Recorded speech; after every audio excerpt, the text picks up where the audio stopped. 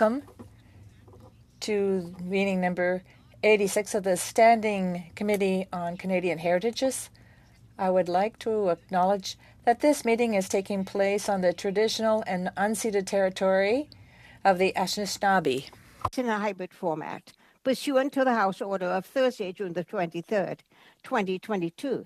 Therefore, for those who are online, if you look at the bottom of your screen, you'll see something that looks like a globe. It's your interpretation prompt. You press it and you can get interpretation in English or French as you require.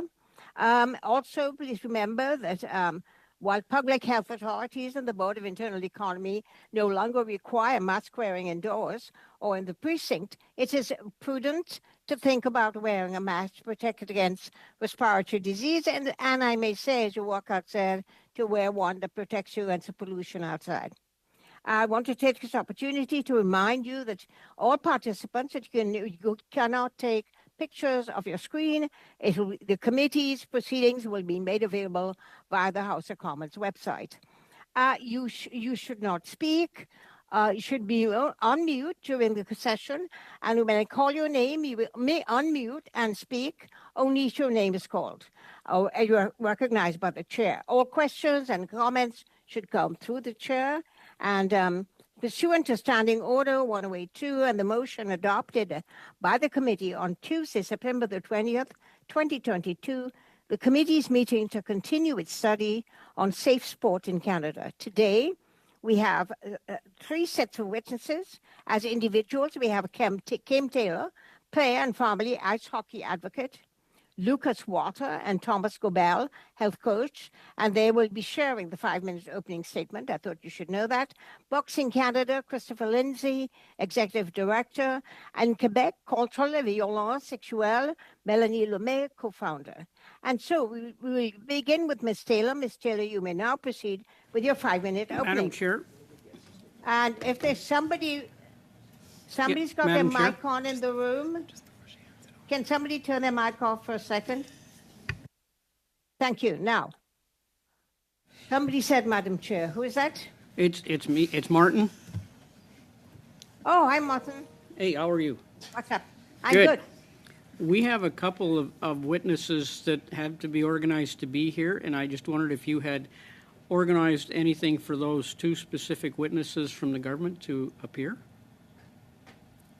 The clerk does your organizing witnesses. She calls them and finds out when they can come. So I don't know if Geneviève has anything she wanted to comment on that. Apologies, I was just checking on people in the back. You had questions about witnesses, sorry? Martin, yes? Witnesses? Christy Duncan is a former MP, former cabinet minister. She's still an MP, sorry. Yes, Ms. Duncan is scheduled to appear on Thursday, and I've been following up with the minister's office, but I still have yet to hear back on her availability. Okay, thank you, Madam Chair. Thank you. And now, Ms. Taylor, you may now begin with your 5-minute opening statement. And I give everyone a shout out. I mean it, a shout out, not a piece of paper, so that you have 30 seconds left. I'll say you got 30 seconds left, so you can stop, put your thoughts together. I'm sorry if my speaking is hampered. I have asthma and the pollution is causing some breathing problems for me. Sorry about that, guys, I apologize. Begin, Ms. Taylor, please, for 5 minutes. Thank you, Madam Chair and Honorable Committee, for asking me to speak with you all today in regard to abuse in sport. My name is Kim Taylor. I'm an American citizen and a mother of a former WHL player. My son's hockey had advanced to a level that was giving him many opportunities and choices about where he would play the following season. Ultimately, he decided he really wanted to play in Canada, where hockey means everything to Canadians. He felt that would be a good home for him. He felt this would give him the best opportunity for his development and a fast track for that opportunity to play in the NHL. Few make that final jump to the NHL, and that dream didn't happen for my son. We hoped, but we were realistic and always had talked about a backup plan. But what we didn't anticipate was that the dream would be replaced with a nightmare. We didn't expect him to come home with mental health issues As a parent, I entrusted the WHL to live up to its promises and take our teenage son under their wing and develop him not only as a hockey player, but an upstanding young man and a citizen as they promised. However, quickly we learned once your teenager signs their player contract, the league owns you and indoctrinates you into their hockey culture. There is a clear message sent to players, all for one, one for all. And what happens in the locker room stays in the locker room. The culture of silence, it's real and it exists, not only with the players, but for their families. I'm sorry.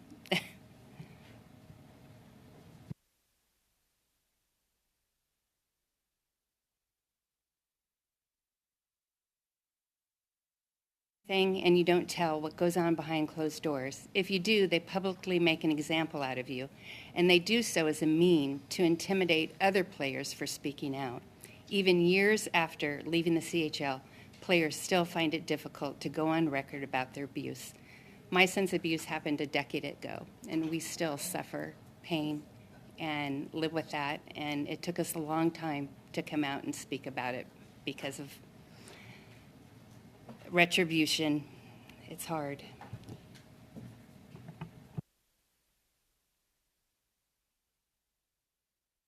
Of a culture of silence is after the league was informed of my son's abuse following my testimony in the Oregon State Senate hearings, the CHL commissioned their own independent investigation.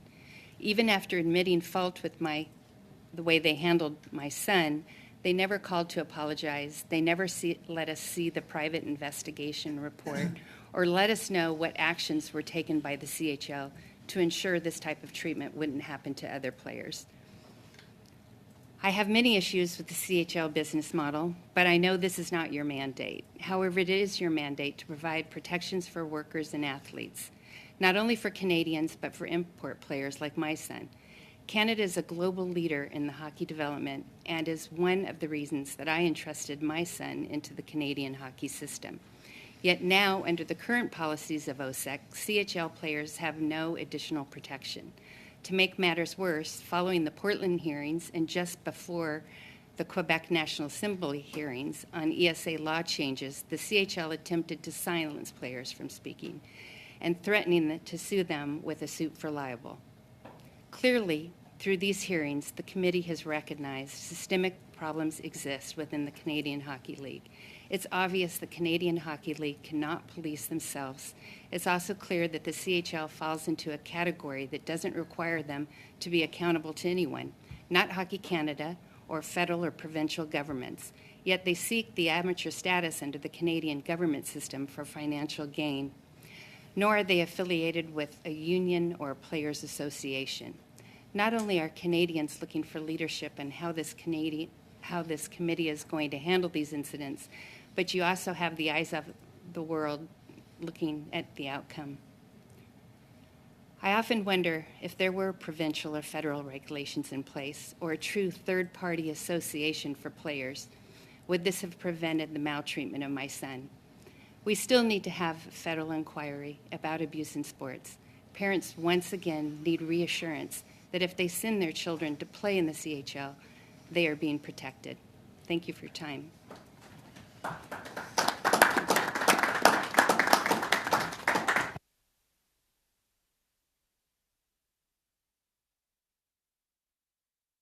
Oh, Dr. Fry, you're on mute. Now I go to Lucas Walter and Thomas Gobel, and I hope you will be splitting your time as you promised you would, but I'll still give you a 30-second shout-out if you go over time. Thank you very much.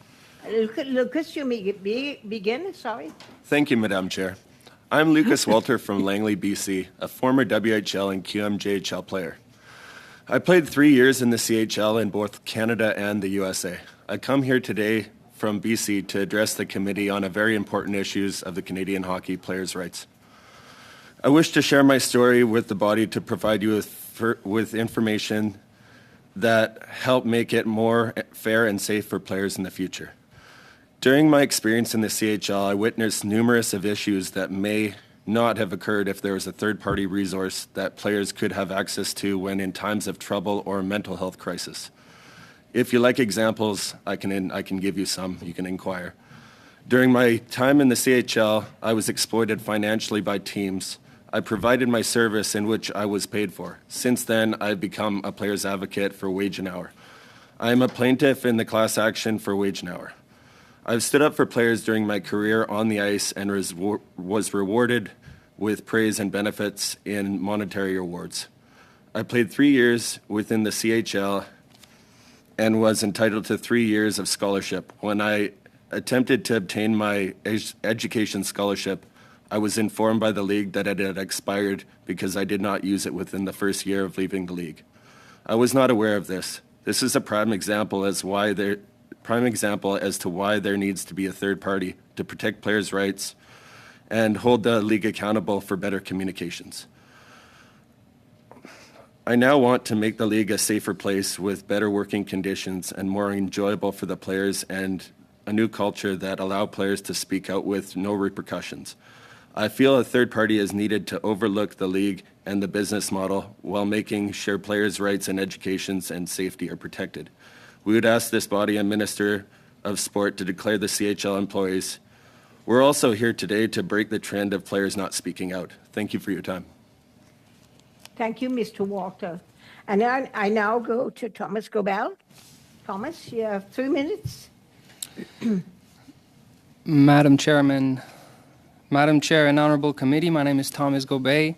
I want to thank you for allowing me to attend today's hearing and share with you all a little bit of the issues that I witnessed and experienced firsthand during my time in the Canadian Hockey League. I played in the QMJHL for 3 years, and I'd like to share with you a little bit about my last season. I had just came from my first NHL experience with the Anaheim Ducks. I had a good beginning of the season individually, but as a team we were struggling. After a few losses, our coach decided he wasn't happy, and he decided to put us through a disciplined back skate. Towards the end of the skate, he came up with a rather weird drill where the forwards and the defensemen would compete. The forwards were to pass the puck at the blue line to the defensemen, and the forwards were to go up and try to block the shots that they were attempting to bring to the net. I ended up with a puck to the face, and when it happened, I also drove myself to the hospital. I got evaluated, and I was told that I had a double jaw fracture. I drove to the pharmacy to get medicine, and I had to head home for recovery. When I came back from my injury, I learned that the team that was supposed to warn my teachers about my incapacity to attend my classes, well, actually, I learned that I failed all my exams. So I ended up quitting school.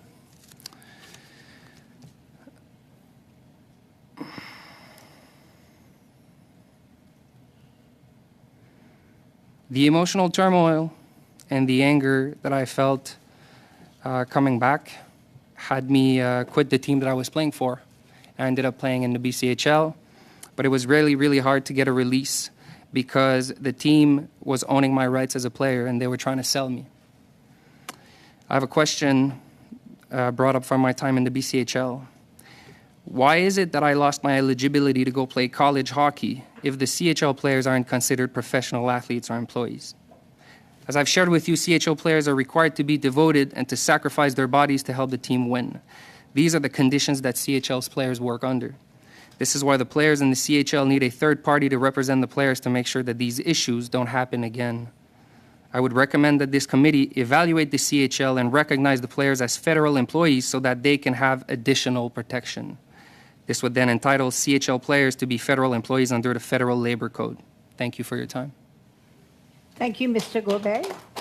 And now we go to Boxing Canada, and we have Christopher Lindsay, Executive Director. Mr. Lindsay, you have 5 minutes. Thank you, Madam Chair, for the invitation to appear before the committee and contribute to the important mission of providing a safe and abuse-free sports system to Canadians.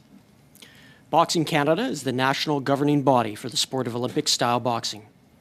Our goal is to promote, organize, and coordinate advancement of its members of all levels and ages.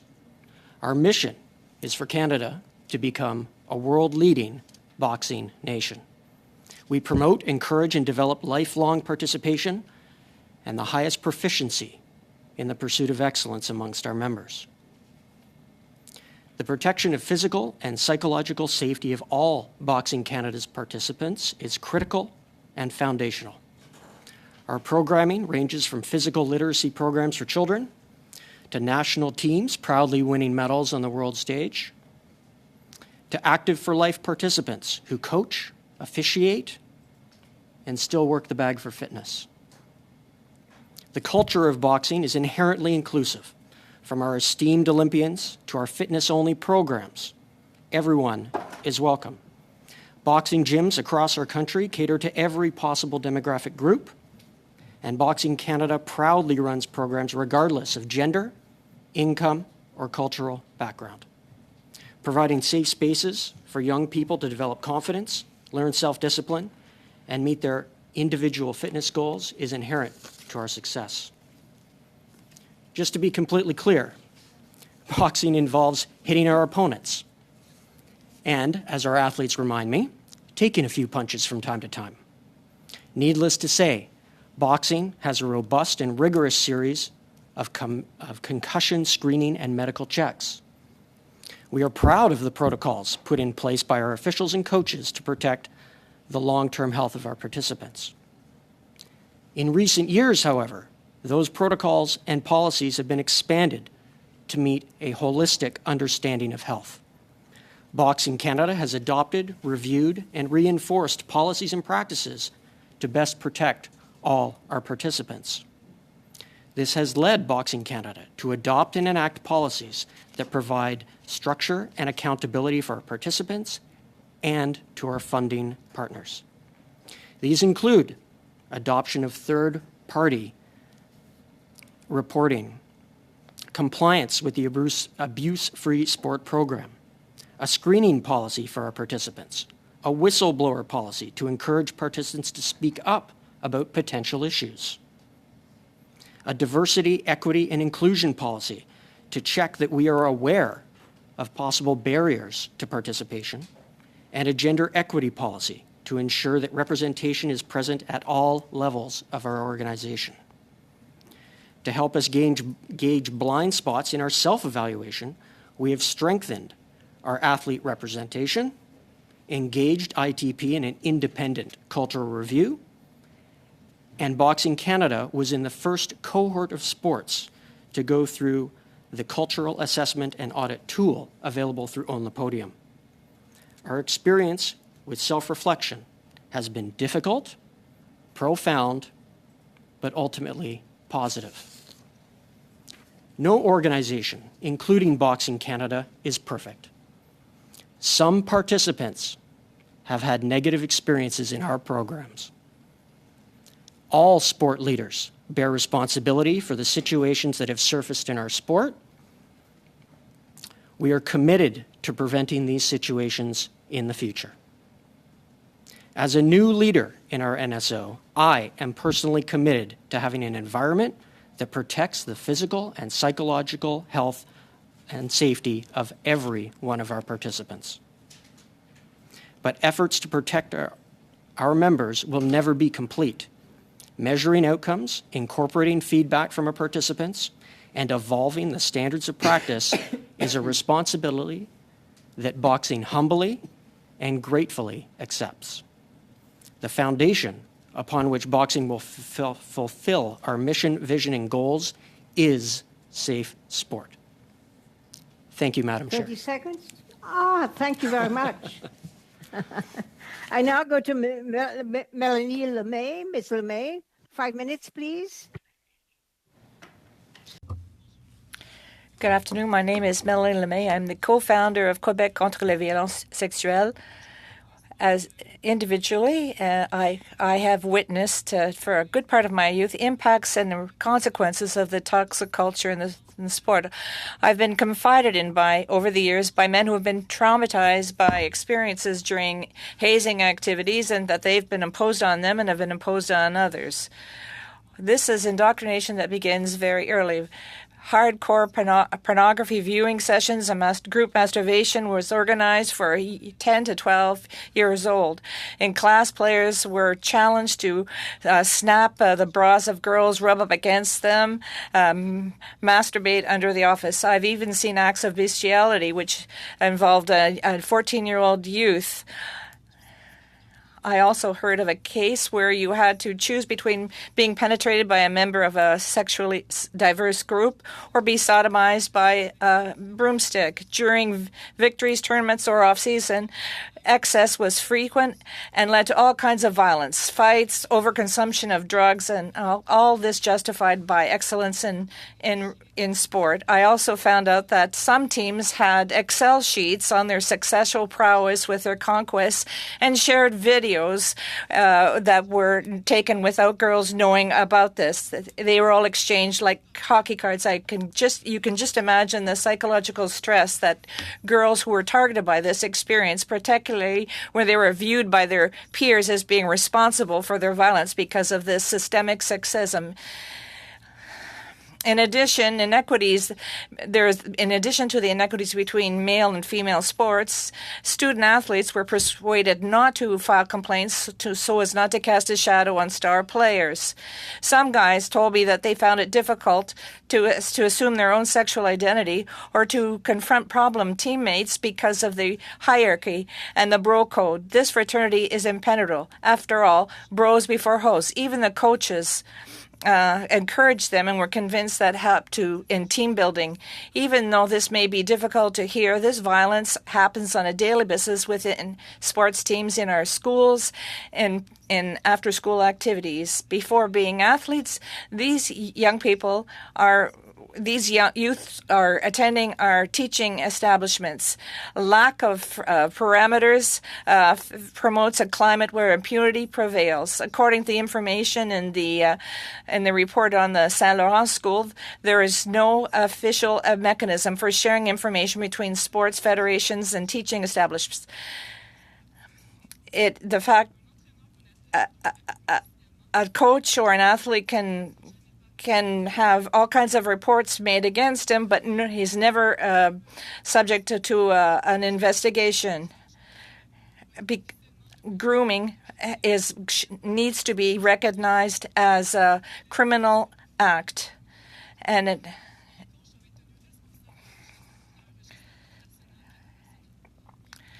it is urgent that we take action, and it's too bad that we don't take into consideration what happens to these athletes.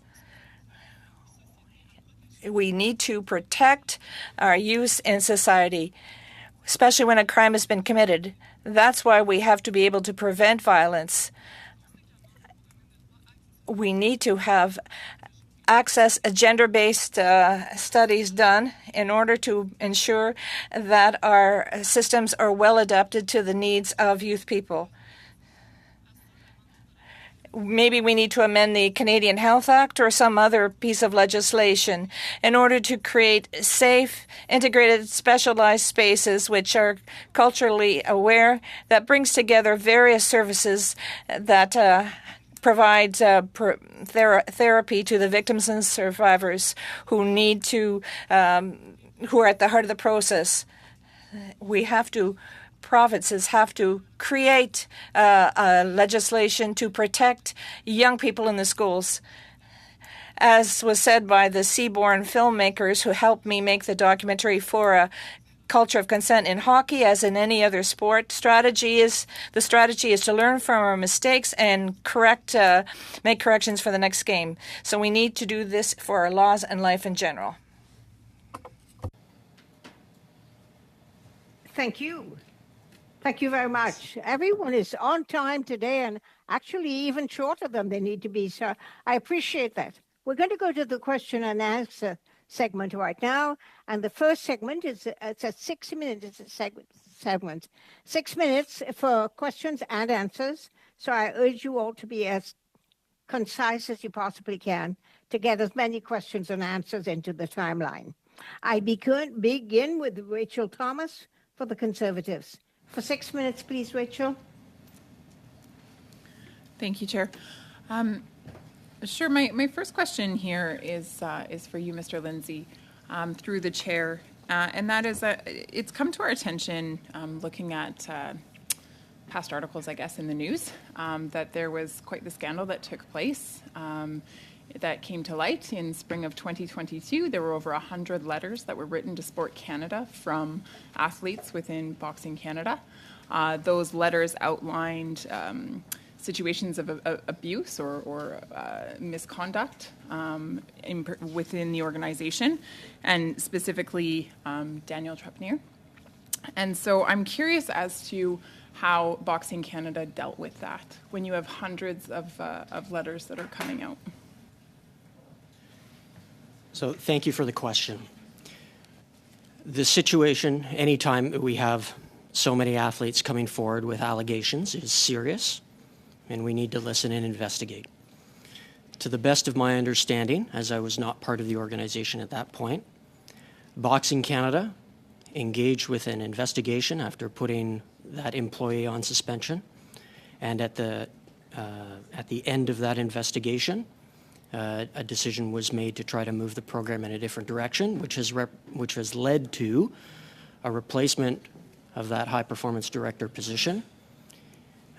During the time of that investigation, Boxing Canada had also turned over one of its coaches and engaged with third-party, the company ITP, who is our designated third-party investigative agency, in order to start a long-term study of the culture of boxing writ large within the program. And has that study wrapped up? It has not wrapped up. They actually called me within the first week of my job saying, here's where we're at. We're sorry that it's taken so long, and my response was, whatever you need in order to get this done, let's get it done.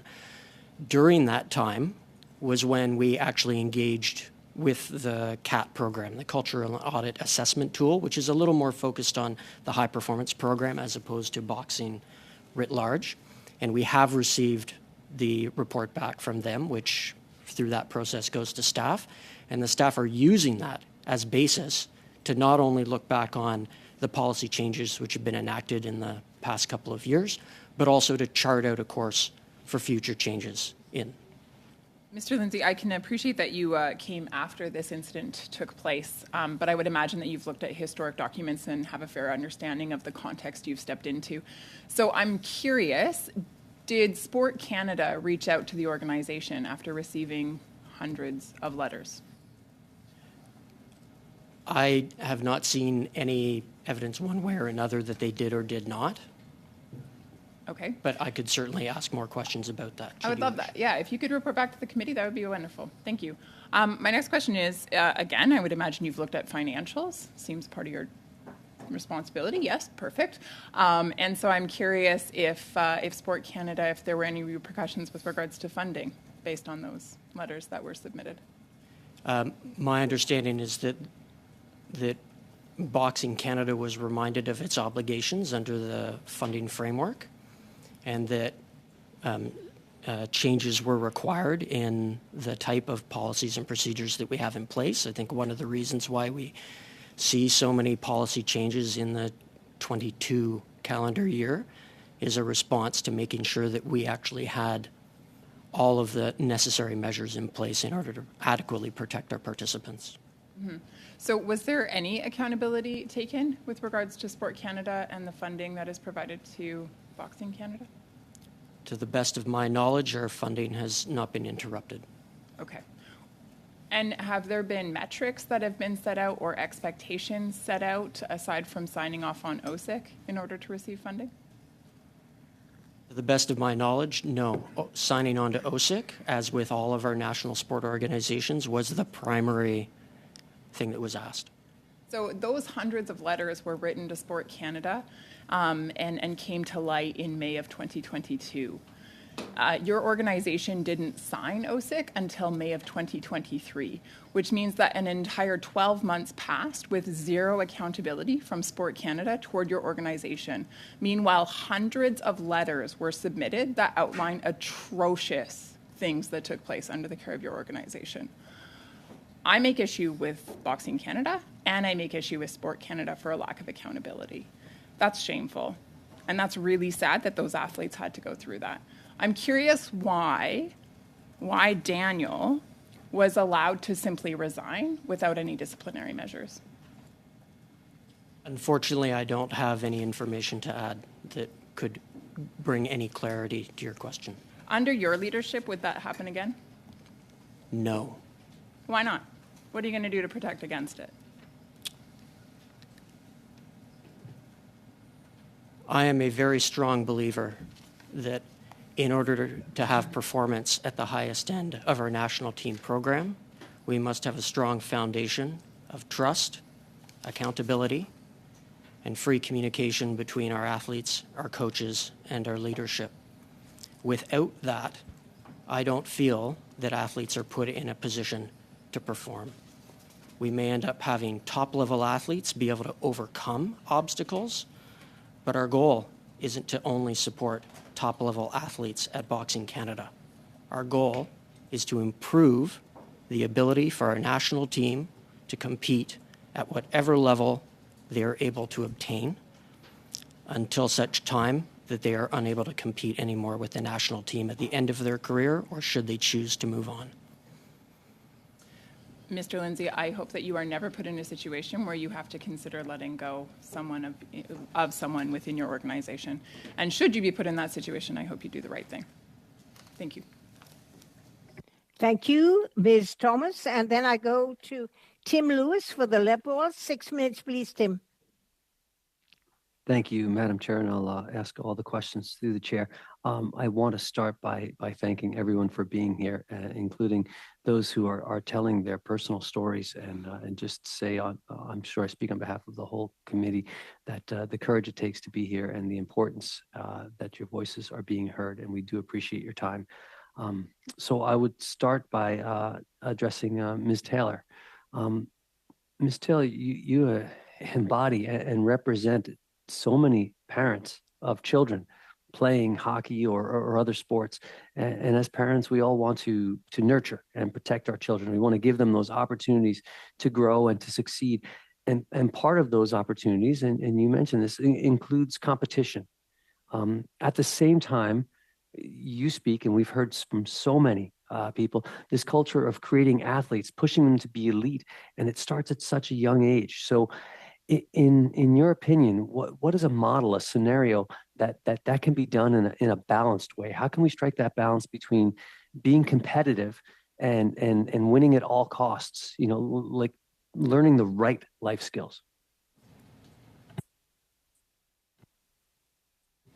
Thank you for the question. I don't know if I have a great answer for that, but I mean, competition is always going to be there, and life isn't fair. And I think you do need to learn how to win and lose to be successful.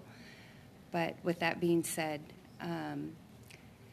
it's becoming year-round sport for kids. They're not able to do multi-sports, do other things. It's big business, big money involved, scholarships, Canadian Hockey League. I mean, the money is so enticing that kids are in sport year-round. And I think that's part of the problem, too. I do appreciate that. And, you know, you on this committee, I imagine there are other parents watching that have younger children. What kind of message would you have from your, unfortunate experiences, if there's something that you can share both with the committee and if you were talking to other parents, let's say of the younger children, what message that you'd have as a parent? Well, looking back, and being an American and sending my high school son to a different country, I was a bit naive. We're first-generation hockey family. We live in California, and yes, there is hockey in California.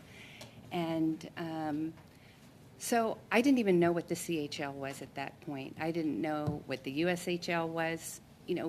My son got identified at a young age at 14 with the USA National Team Development Program, and that's, when it started. And these opportunities all hit that Bantam year, and the phone, starts ringing, and you have all these choices to make, and we We made the best decision with the information we had at the time. Looking back, we believed what we were told. And, when you have a big name fly out to a practice to watch your son skate and tell you, it's about timing and being at the right place and the right time, and we're offering, him this great opportunity, you kind of buy in to everything they're telling you. And I'm here to say, always remember, it's big business. They're there to make money and not always there for the best interest of the player.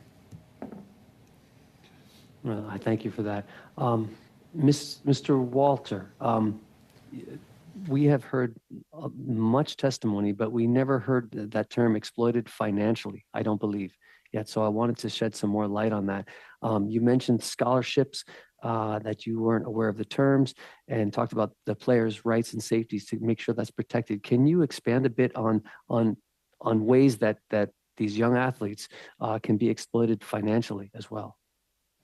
Yeah, for sure. So, I was down in the States there, and we get, what was it, like my paycheck is like $75 or something a week, right? So, you got a car, everyone knows gas is expensive, all that, and at the end of the day, I had to take a loan out from my parents, and then that summer, when I'm supposed to be training and all that, got to pay off the loan, right? So, and then pay for your training and all that. So it comes to say, hockey's an expensive sport. It's really expensive. And I will say about the league, I don't think anything's really changed in the league that goes, you saying you were first generation. Well, my dad, my uncle, I'm a long line of WHL players, and I've talked to them, and nothing's really changed, including the pay, since the 80s.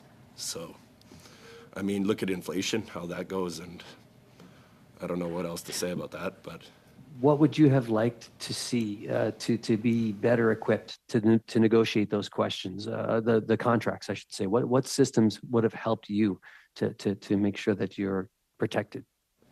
30 seconds, please. Well, making sure I have enough money to fill up my car for sure. That would help. A couple snacks here and there. But, at the end of the day, it hasn't changed since the 80s, the financial situation, let alone anything really in the league since the 80s. The hazing, it all still goes on. So, yeah. Well, I'll simply say thank you. My time is short, but I want to thank you and all the witnesses for being here today. Thanks. Thank you, Tim. And I'm going to go to the next speaker, that is the Bloc Québécois, Sébastien Lemieux. Sébastien? Merci. Thank you, Madam Chair, and thank you to each of you for your testimony. My first question is for Ms. Lemay. And in light of what we've heard today, how do you react? What should we do to prevent the types of abuse that has been experienced, particularly for Mr. Walter, Mr. Gobin, and Ms. Taylor? Members from my family played for the Canadians, there's a lot of sacrifices that have to be made. But I have observed that the financial stakes are very high, and we know that the teams are a business as well, whether it be at the college level or elsewhere. And so what do we do to deal with the financial precarity of these young athletes? I think we're going to fail massively unless we address these issues. You want to be part of the solution. You've worked with Canadian hockey teams, and you've met with players on the way. How do we train them? Could you explain what solutions that you've heard, particularly with locker room culture? Any players who go through the process, they're already experts. They should be included in the entire process because they're supposed to be heroes, models. And so I think Obviously,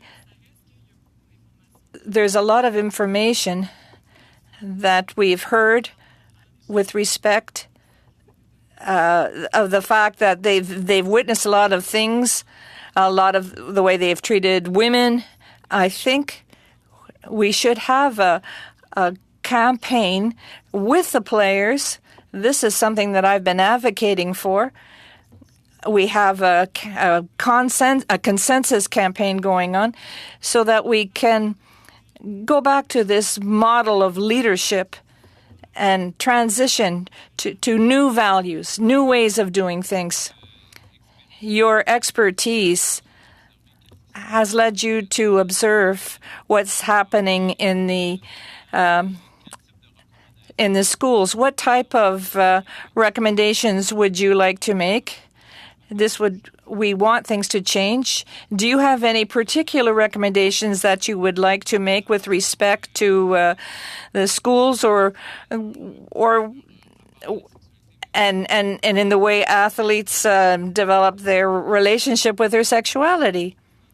I see that it's absolutely essential that the minister administer the sports, and for the reason that we have to develop an assistance mechanism that will be integrated into the teams, which enables young people to raise their hand and say, look what's happening. And so that support can be given to people who need it. You've denounced this high-performance culture that puts the athlete above everything. It's kind of like the gold medal at any cost that we see during the Olympics.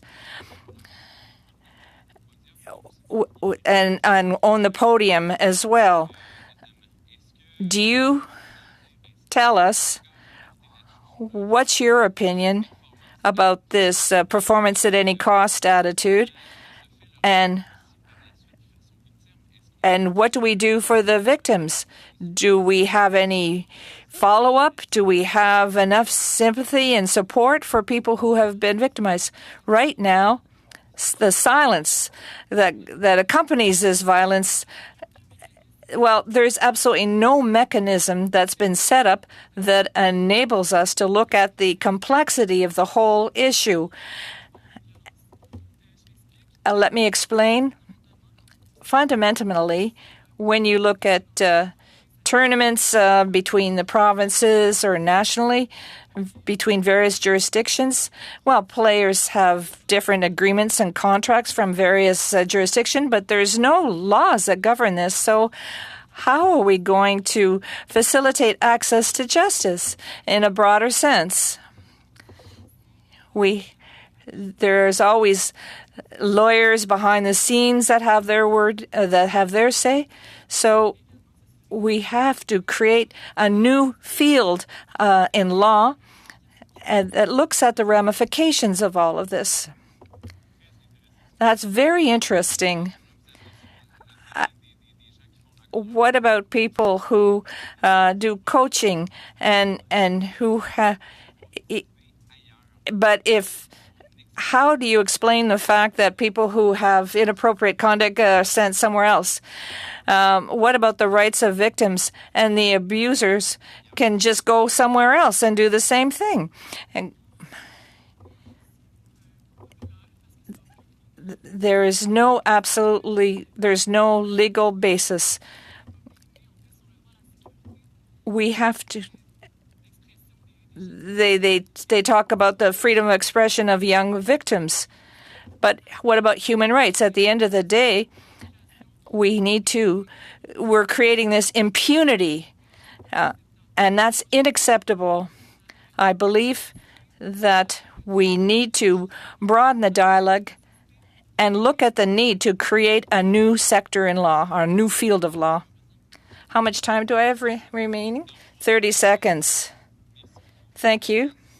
Last week, we heard from My Voice, My Choice, who talked about this particular issue. what proposal would you make?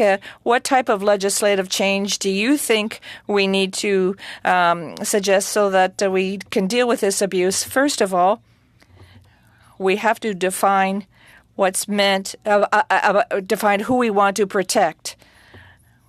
We always want to look at the reputation of institution, and we don't think about the youths that are involved. So we have to really help these youths in the schools and ensure that provinces go ahead and deal with this issue. Thank you very much. Very much. Now we go to the New Democratic Party and Peter Julian. For 6 minutes, please, Peter. Merci beaucoup, Madame la Présidente. Thank you, Madam Chair. Thank you to our witnesses. I know these testimonies are difficult to give, and we appreciate your courage in providing us with this information because it's so important for the report that we want to draft and for the action the government must take. Ms. Lemay, I'll begin with you. You said that grooming should be viewed as a crime. Do you have any more information about that? How do you deal with grooming in the criminal code? Because when we talk about abuse, either in the sports field or in schools, it always begins with this same reprehensible act. When a young person files a complaint, often there's no clear evidence of physical violence. It's the emotional damage that's done. So, and parents and other people believe the coach blindly. They put their trust in them. So what do we do? And what we have to look at the climate that surrounds all of this to create this opportunity for someone to do this, whether it be during a tournament or during a sports trip. In my mind, we have to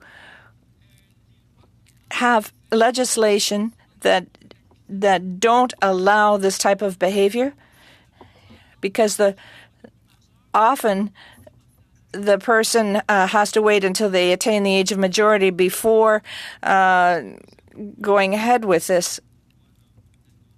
Are you aware of what's being done in other countries to deal with this issue?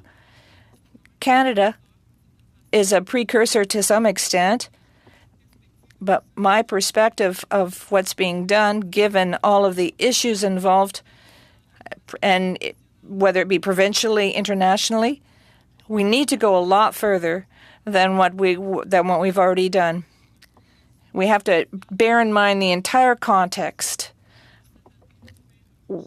Sometimes we just look at the facts for a given case, but we need to look at it more broadly.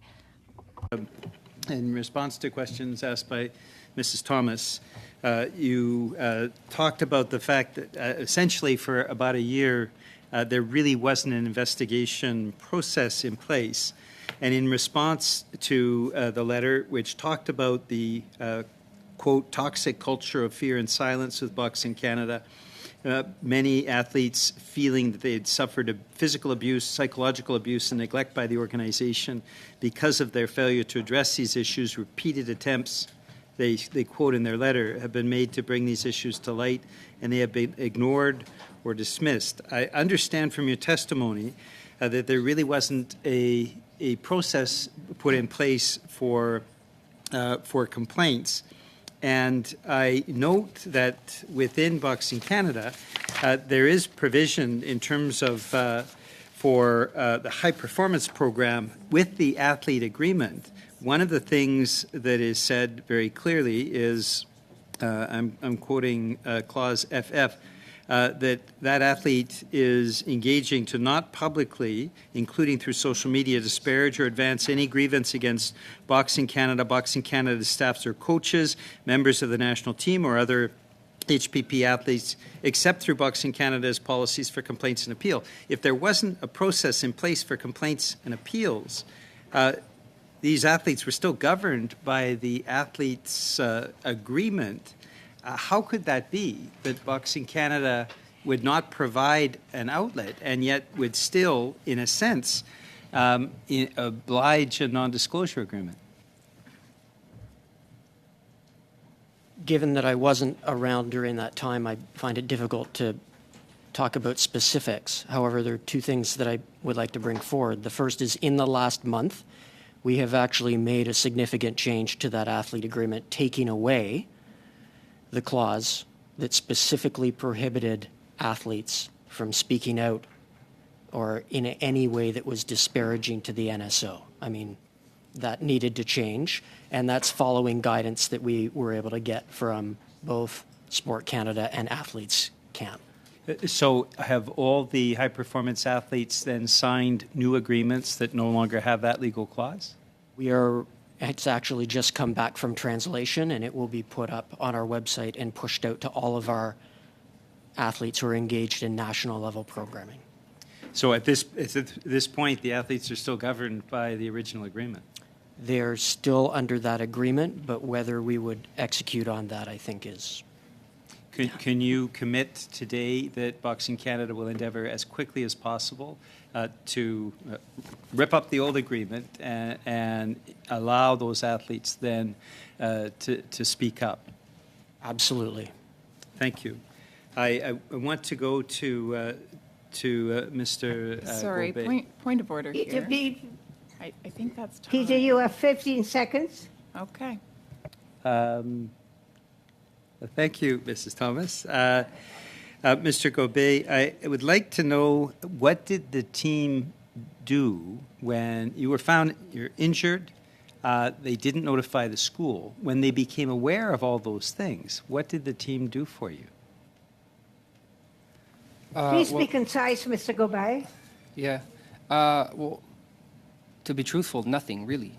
I came back and I learned from a Twitter notification that I was traded, and then I guess that became the problems of the new team that I was traded to, but nothing was ever addressed to me. Unbelievable.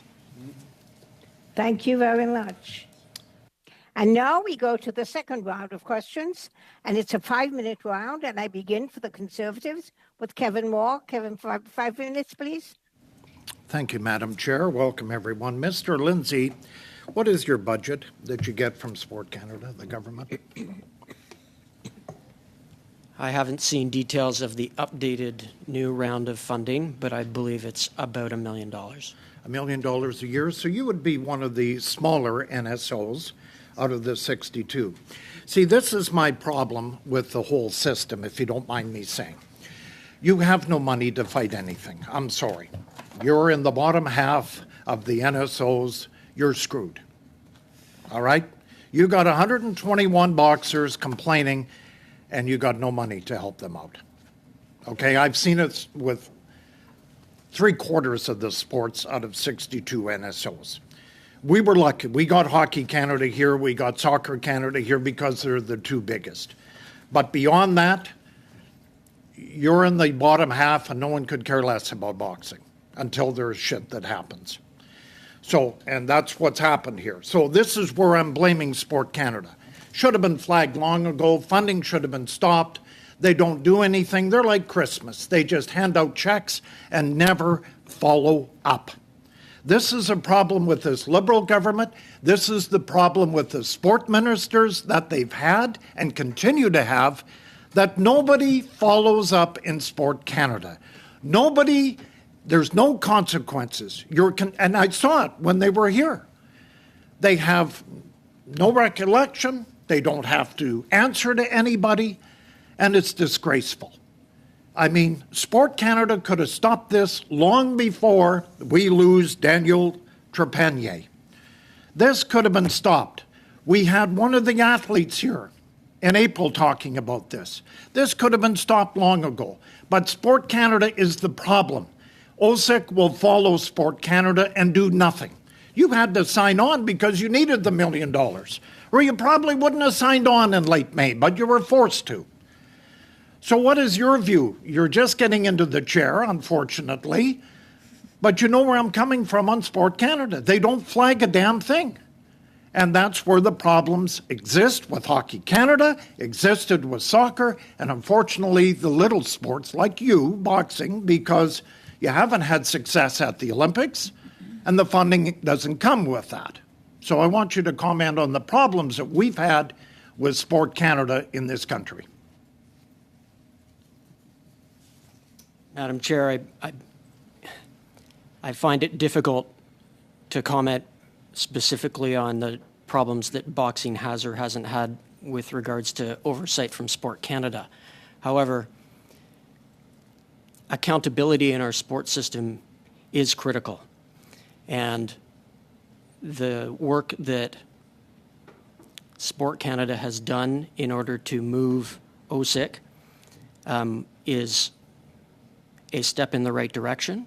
But I agree with the honourable member that if we had more money as a small sport, we would be able to do a better job protecting our athletes.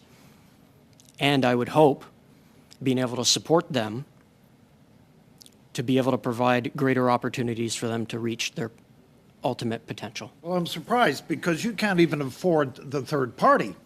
Hockey Canada had gobs of money and, you know, their third party was Heenan Hutchinson. And you've got ITP. What are you paying them? Nowhere near Heenan Hutchinson, I would think.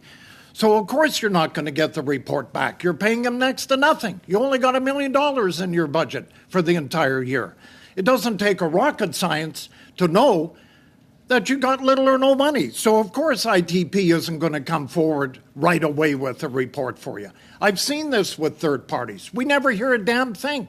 I'm still waiting for the London, Ontario police report from Hockey Canada, 5 years this month. How long is it going to take boxing to hear back from ITP, your third-party investigation? How long?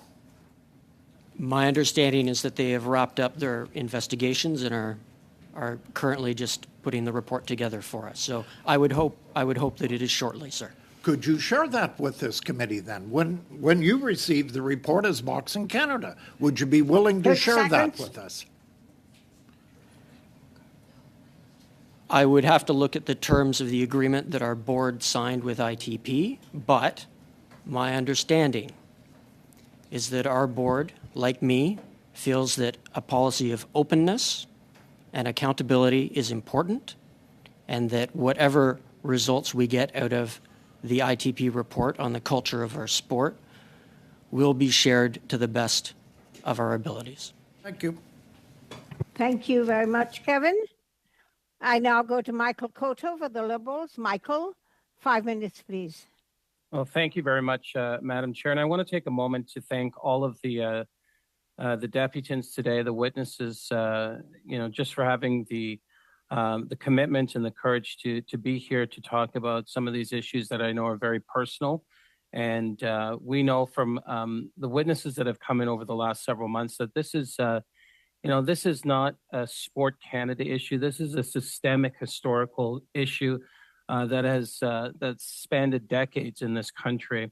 And, for the vice chair to say this comes down to money, simply is not the truth, because it's a systemic issue that's deeply rooted, I think, in many of our sports cultures in this country through the organizations, but even beyond that.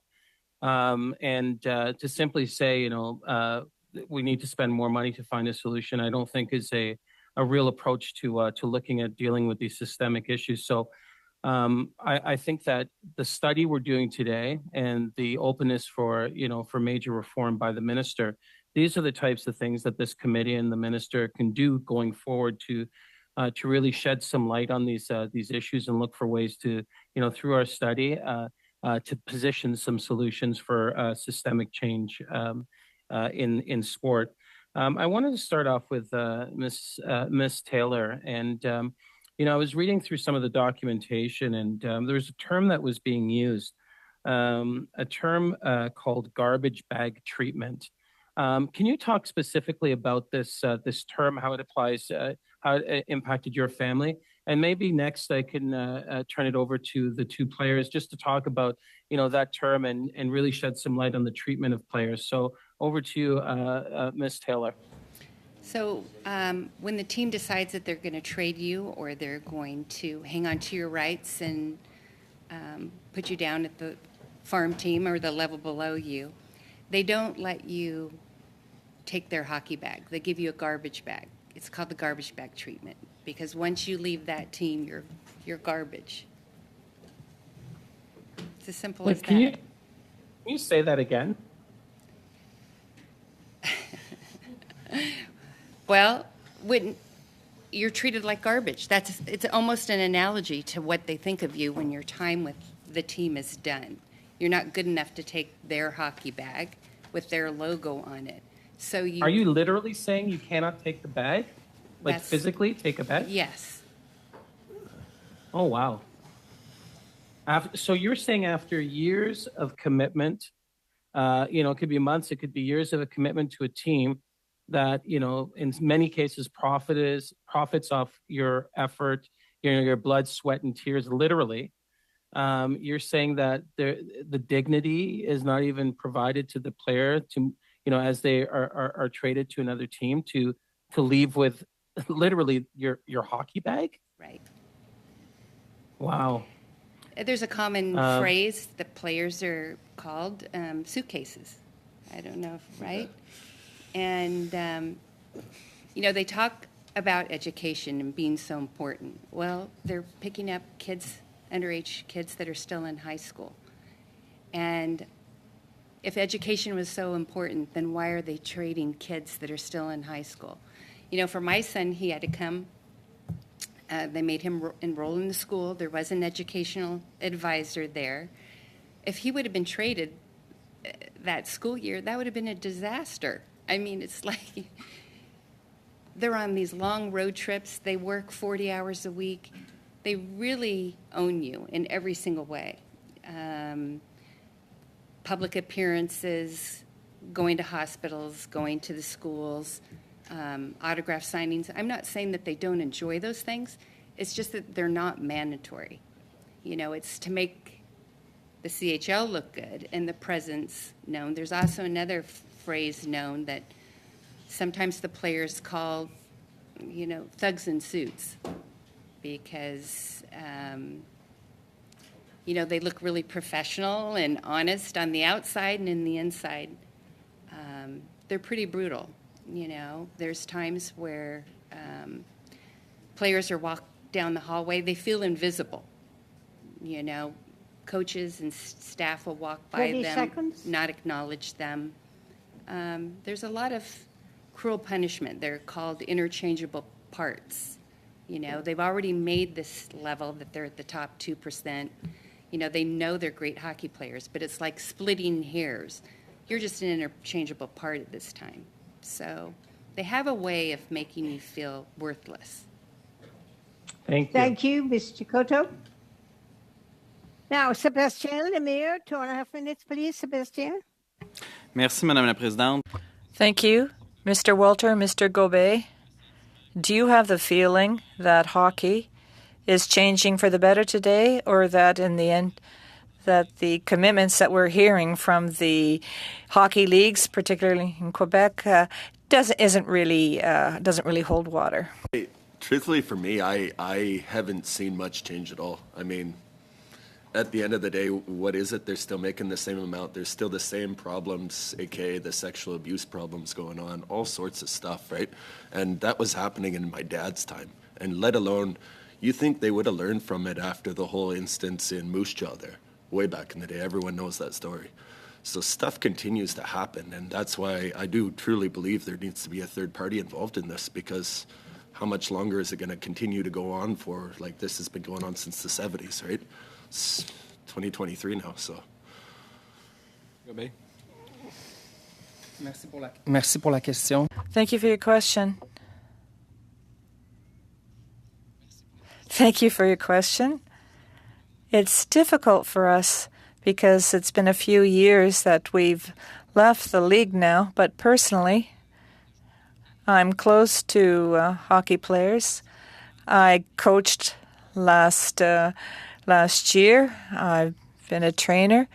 Within the organizations, it's very difficult to say whether attitudes have changed towards youth.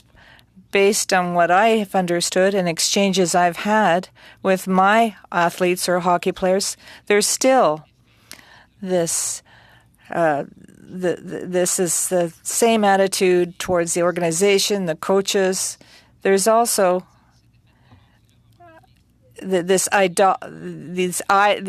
idolize the league. The young people don't know where they can go and play and maintain their dream of playing in the National League. So in terms of concrete recommendations, how do we ensure that players are aware of their rights? And yes, that's right. We have to look at the environment that the young people find themselves in.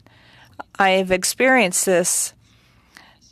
We need expectations at school. There's expectations in and there's school academic expectations for people that are always away on the bus. It's a lot of work. I think that if it was the league's intention to really improve things and think about young athletes as students, I think that they should reduce their practice times and do other things as well. Thank you, Mr. Lemire. I go to Peter Julian for 2.5 minutes, Peter. Thank you very much, Madam Chair.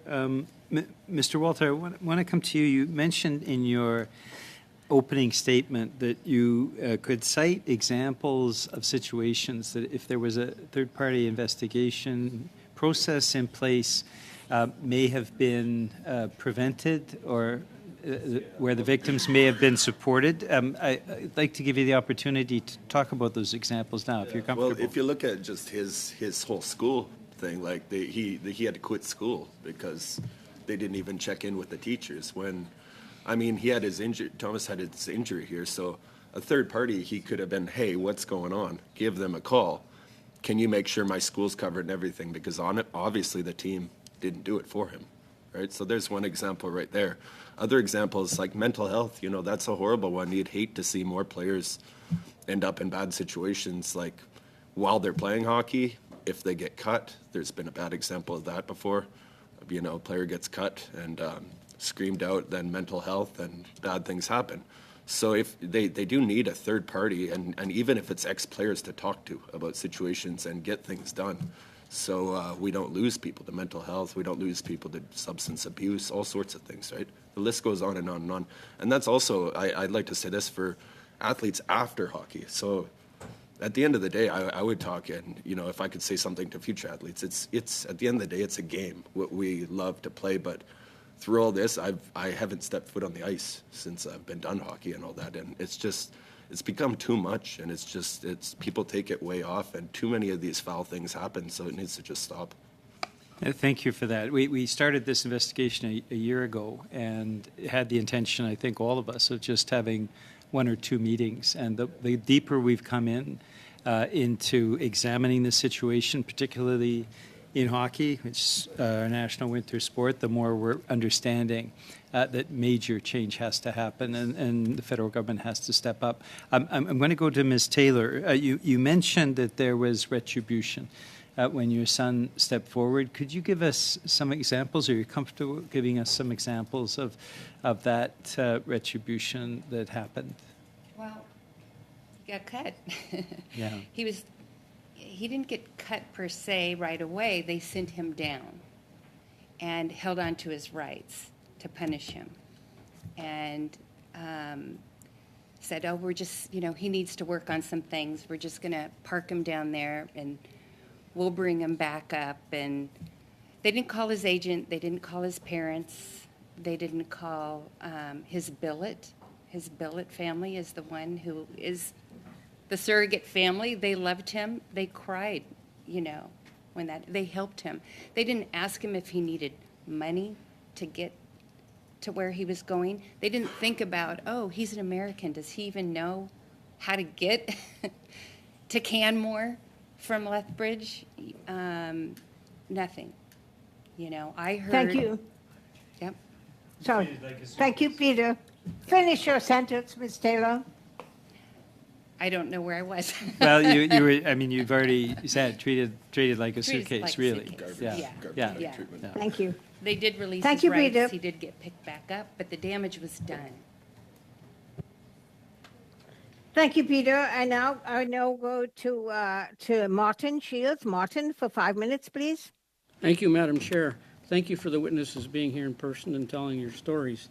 Ms. LeMay, we had a witness here from a women's group who they work with the Alberta Junior Hockey League, same age of young men. And they did sessions with all 16 teams. I've talked with the commissioner who was also involved in those sessions. He said it was a fantastic program. You're looking for a program? There's a program that's out there and is working in junior hockey. Have you had any knowledge of an NDA being used in any experience with hockey players, sports? An NDA non-disclosure? Yeah. Right. In any sports? Yes, I did, based on how you have to project the image of the team. So do you think they should be used? No. I don't think they should be used at all, because Okay. at the end of the day, it serves not the players or the youths, it serves the image. Ms. Taylor, was a non-disclosure agreement ever involved with your son? No.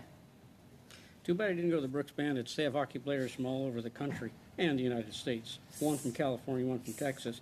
And by the way, it's not a lower level down, because the all-star or the most valuable player in the Stanley Cup last year was a Brooks Bandit. So there's a lot of good players at different levels. Absolutely. Non-disclosure for you, sir? Mr. Walter? For me? Yeah. Did you I didn't need no non-disclosure. Okay, so you didn't have it? Non-disclosure for you? So let's go to non-disclosure in your organization. You're saying you're changing the policies, right? Correct. So going forward with the new policy, there will be no opportunity for non-disclosure. Correct. Hey, I'm not sure what your background is, but if somebody gave me $1 million, I would think they might be interested in how I accounted for that. Are you accountable for how that money is spent from Sports Canada? Yes, Boxing Canada is subject to accountability through Sport Canada. How? Through evaluation through the Sport Accountability Funding Framework. Can you describe that framework? I cannot. I have not personally been through that process yet. Are you saying it's a one-time event that you believe?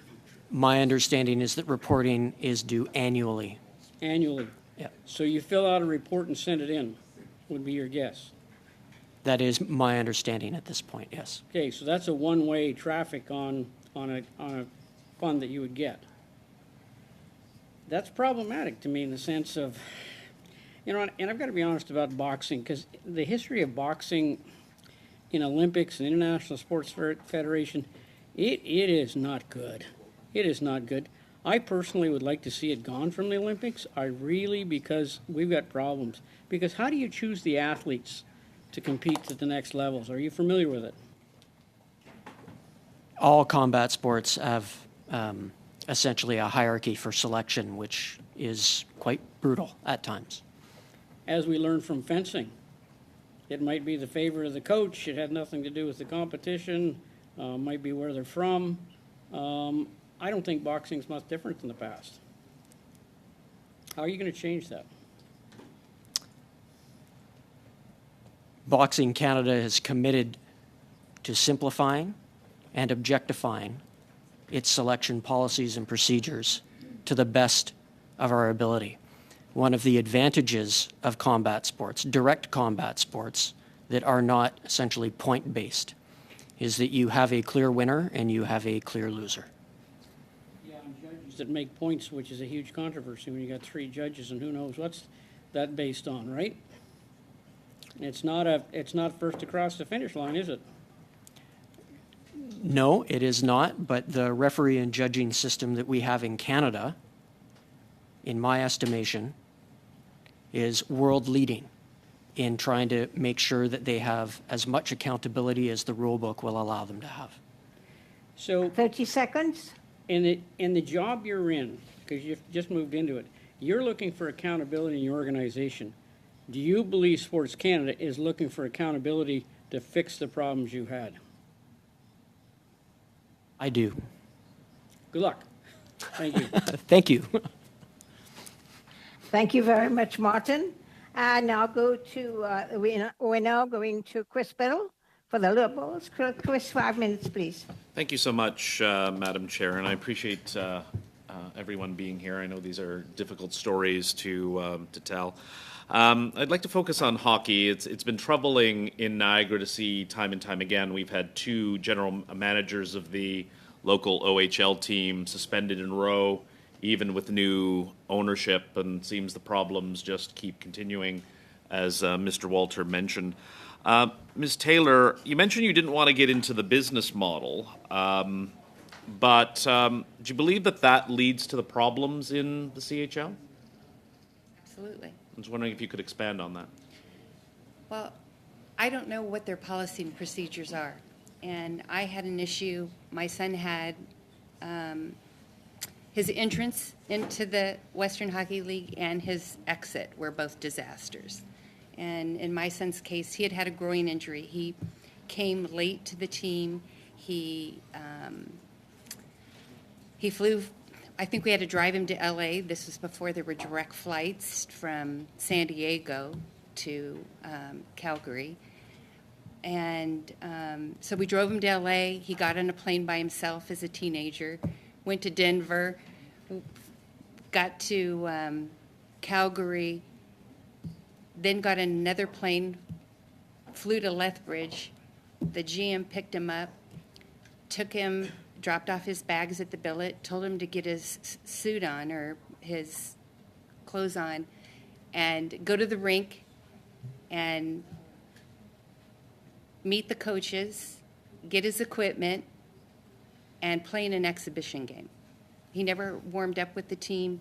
He never knew their team systems. And his first shift, he was one of those that you hear about. He came out, he got checked from behind, head first into the boards, and was out with a concussion. And the other player had a multiple game suspension, but the damage was done. He was tired. He wasn't fed. He didn't have his own equipment. He was wearing new equipment. He didn't warm up with the team. Back to that interchangeable parts. I mean, what was so analogy. Necessary to have him on the ice that night in a game that didn't matter? You know, I mean, it's an exhibition game. I'd like to turn to Mr. Walter. We've heard from other witnesses with respect to the difficulties and the exclusions that different provinces have for leagues, the CHL leagues, that are excluded from provincial employment standards legislation. Do you feel that that's an important step for provinces to take to include athletes such as CHL athletes back into provincial employment legislation? I think with the CHL, it is pretty difficult because as well as teams all over provinces, you also have teams in the States. So it's tough, but you need a general thing on how to. That's why with the third party, right? You got it governing, well, not governing, but essentially looking out for all the organizations, including the teams in the States. This isn't working. Would a union be a better vehicle to achieve that goal rather than a governing body that may look after teams and be policing teams? As we've seen in professional leagues, we have the NHLPA that seemingly acts for players, protects players, acts in their best interest. Is that something that you'd like to see again through provincial legislation to allow players to unionize? Yeah, definitely. I would say a union, but also you need within that union you need a group of ex-players because they know what they're talking about. You see people in unions countlessly. They've never played the sport. They don't know nothing about the game. They don't know where you've been. So at the end of the day, you need those ex-players to make the game a better place for all athletes. And there it goes further, like, when players are done with that, they can also learn to fill in those positions within the union and to make it better and better and better. 30 seconds. Thank you so much, Madam Chair. I again just want to say thank you. I know it's a difficult task to come here, but you have every party here listening and seeking to take action and make recommendations. So I do want to say thank you. Thank you, Chris. We have time for one more round, guys. So I'm going to start with Vishal Martel. Vishal, for 5 minutes, please. Thank you, Madam Chair. I'd like to thank the witnesses for coming here today. It's been very interesting. I have a question for Mr. Walter. First of all, Mr. Walter, I think you feel the need. Well, you felt the need for a bigger salary, of course. Junior teams, at least that's what we hear, pay for the team pays for the housing, the studies, the food, for additional costs. Do you believe, Mr. Walter, that different organizations provide a different type of treatment, or do you think that it's widespread in terms of conditions? And perhaps with respect to the seller, do you think that everybody gets the same treatment? And we're talking about 17 and 18-year-olds. Where you go, it's going to be different. And honestly, so the billets, the people that take us, that's pretty much volunteer work. They don't get paid nearly what you think. We could probably find those numbers somehow. They don't get paid. And the food, they provide it for us, the billets within that payment, right? So really, they're making money off volunteers here at the end of the day, right? So with the billets, yeah, that's pretty much volunteer. As for the gear, that's all sponsorship. The gear is covered by sponsors and stuff like that. So, I mean, the costs, yeah, you got to fill up the bus and stuff like that. Yeah, you got to pay some people, but as of that respect, the billets and all that, it's pretty much volunteer work. If you had a salary, you would have to perhaps find your housing, because I don't see employers who would pay you a salary if they had to provide the other benefits. What salary do you think you would be entitled to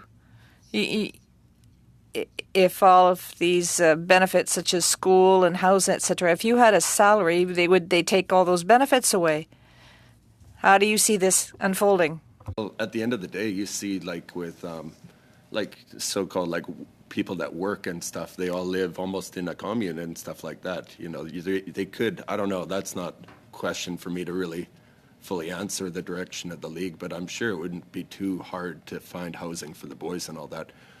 And considering giving a livable wage that you could live off of. And also what I'd like to say is if the boys do end up getting money and all that, they should have, aka the union or some body offering them to put their money in almost an investment. So after they're done with their hockey, they'll have something as well as their school to look forward to, right? Different funds which could gain interest on it or whatever, right? So I think there's a lot of work to do on that sort of stuff. Ce serait probablement pas le salaire minimum. Would probably not be the minimum salary, minimum wage, at least not in my opinion. So much money off volunteers, as I ask, right? Intéressant. That's interesting. Mr. Lindsay, last April 21st, the committee received a letter from Ms. Laurando explaining that when the athletes use the boxing mechanism, it takes them several months before things to change. During this time, the athlete who's not participating in competition or in training and therefore they don't accumulate any points. What's your position with respect to that? Cette déclaration. With respect to this declaration that was made? 30 seconds. Finding opportunities for athletes, especially in combat sports, to be able to go into the world and compete against other world-class athletes is very difficult. Boxing is particularly challenged in this, given some of the international upheaval that has already been referenced. We are hopeful that there are changes afoot that will clarify some of that pathway and be able to provide boxing athletes and other combat athletes with multiple levels of international competition, so that if they are not on our A team, they can be on a B team that is able to still go out into the world and rack up international points. If I had my way, I would put that all the way down to C team and D team. However, as one of the members mentioned, we will need to find other sources of investment for that. Thank you very much. Thank you, Ms. Martel. Can we turn off the mics on the floor, please? Thank you. Anthony, House Father for the Liberals. 5 minutes, please, Anthony. Thank you, Madam Chair. Are we sure that Ms. Hefner didn't want to go? Because I just want to make sure that it's not her time. I asked Ms. Hefner, and Okay. she said she wasn't ready at that time. Oh. She may go after you. Okay, well, thank you so much then, Madam Chair, and thank you very much to the witnesses. Comme vous connaissez, vous avez un ancien entraîneur de hockey qui... We have a former hockey trainer here.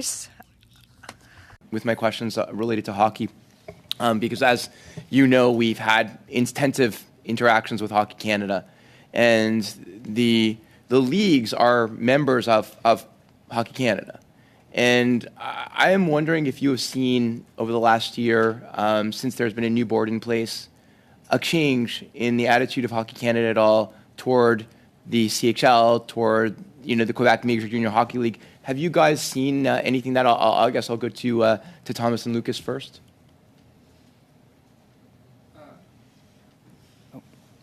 Yeah, sorry. Thank you for your question. No, there's nothing I can attest to that I've seen. It doesn't mean it didn't happen, but there's nothing I can attest to that I've seen has changed. I haven't seen nothing change besides them advertise that they're giving a lot to the scholarship fund, but here I sit with my scholarship gone. And basically, your scholarship was taken away because you didn't exercise it in the first year after you left. You got to use it within a year, but what about if someone wants to go travel? Or there's other things to life than hockey, right? Like you've done hockey your whole life, and now you're forced to go back to school.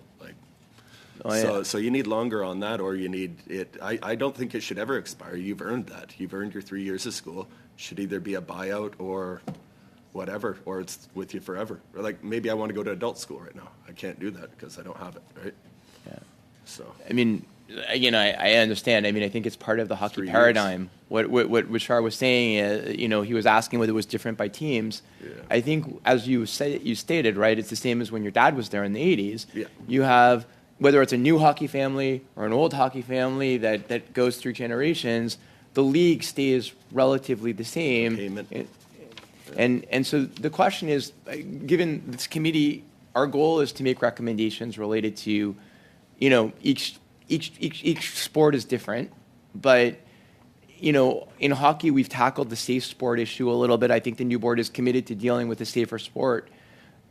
In terms of labor conditions within junior hockey, what are the major recommendations you would say that we should make, which we can only really exercise through funding from Sports Canada to Hockey Canada, because we don't have leverage over the leagues themselves necessarily? What are the major things? I mean, Chris explored whether it should be unionized, whether the league should have policies, but basically they're taking mostly underage kids away from their parents, putting them with billet families, and not really taking care of them in a proper way. What should we recommend? And I'll go maybe to both of you. Yeah, if I can go first then. Like I said, I think the CHL players should be recognized as federal employees, because if we look at the demand, if you allow me, I'll share a little bit of my experience. I I was 15 when I left my home.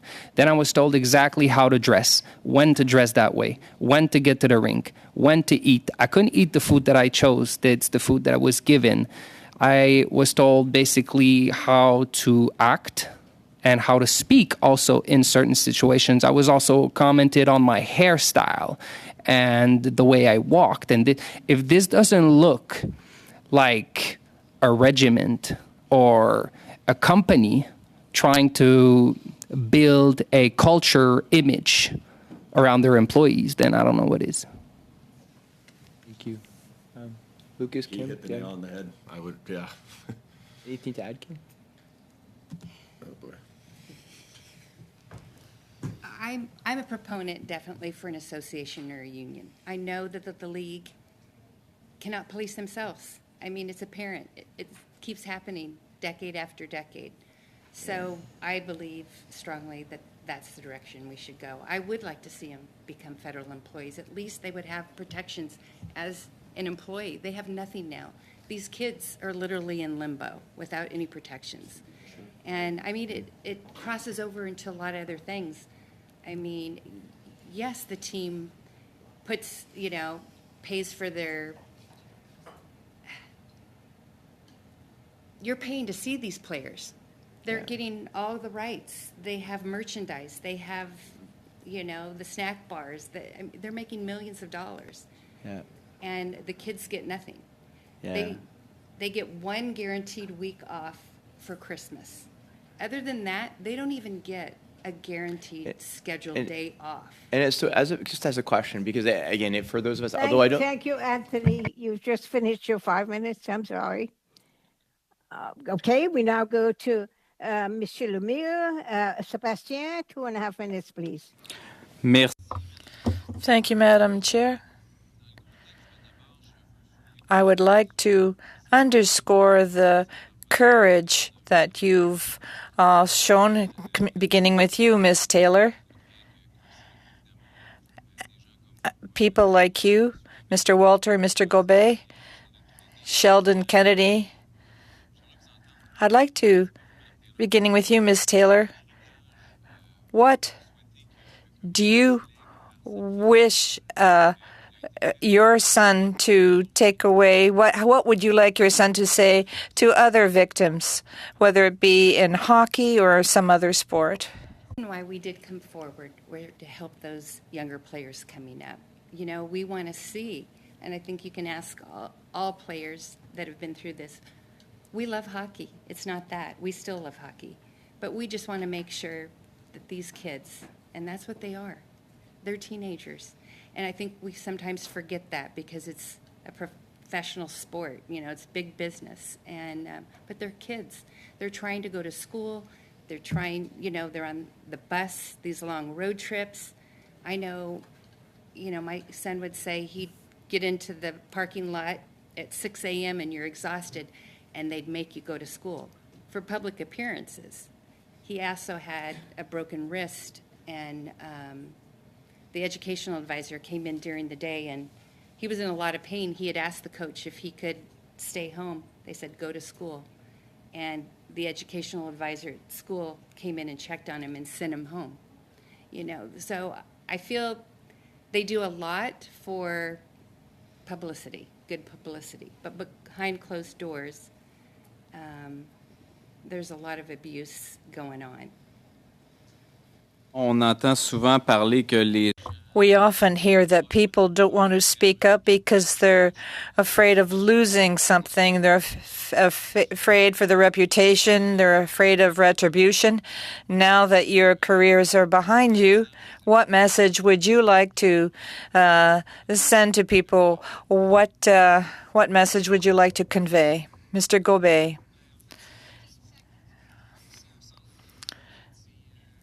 A sense of duty. When you become mature, when you realize what's happened, and by realizing the intensity and the motivation and everything's attached to results, I'd like to give a legacy to the next players. I've identified problem areas.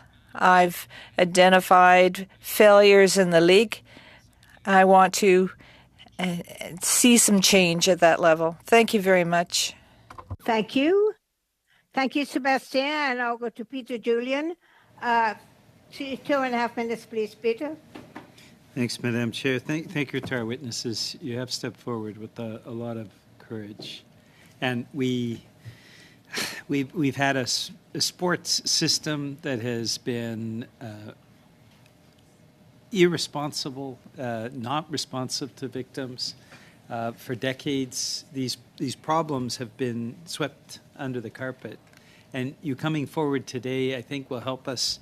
Certainly all four parties here are wedded to the idea that we need to start taking actions, that it can no longer be a situation where sports organizations sometimes act well, sometimes act poorly, but it always happens with impunity. And the federal government funding continues to flow to those organizations. That, I think we all agree, has to stop. The tide funding now has to ensure that it is safe for athletes, safe for the public, safe for kids, safe for everybody. So it's going to be a long road for us to get there. But your testimony today has helped us to start to form the recommendations that will set us in the right direction. Mr. Lindsay, I wanted to ask you the question about Boxing Canada, because you also have a road to take. Boxing Canada had a huge blow to its credibility a year ago. People did courageously step forward. What are the other things that Boxing Canada has to do to reestablish credibility and confidence in the organization? Boxing Canada is currently updating its strategic plan under the guidance of our board of directors. Along with that updated strategic plan, I, as the lead staff person, will be demanding significantly greater attention from the board to direct key performance indicators. Because I believe that, like a lot of sport organizations, the board of directors are made up of people who love sport, just like everyone who's here today. But loving sport is different from making sure that we have strong accountability for the heroes who we have within our own organizations. With those stronger KPIs, it will be easier to form operational plans that will be easily evaluated, and everyone involved should be held accountable to Boxing Canada's ability to follow through on the plans that it has made. Thank you. I'd like to thank all of you for coming today and providing us with your experience. I know it's difficult for you to express it, but it's been very helpful to us, and for your courage in stepping forward. Thank you, Peter. We have 3 more minutes left to 5:30, and do the Conservatives and Liberals want to go an extra 10 minutes, or should we end at this round? Point of order, Madam Chair. It's Chris. I move that we adjourn.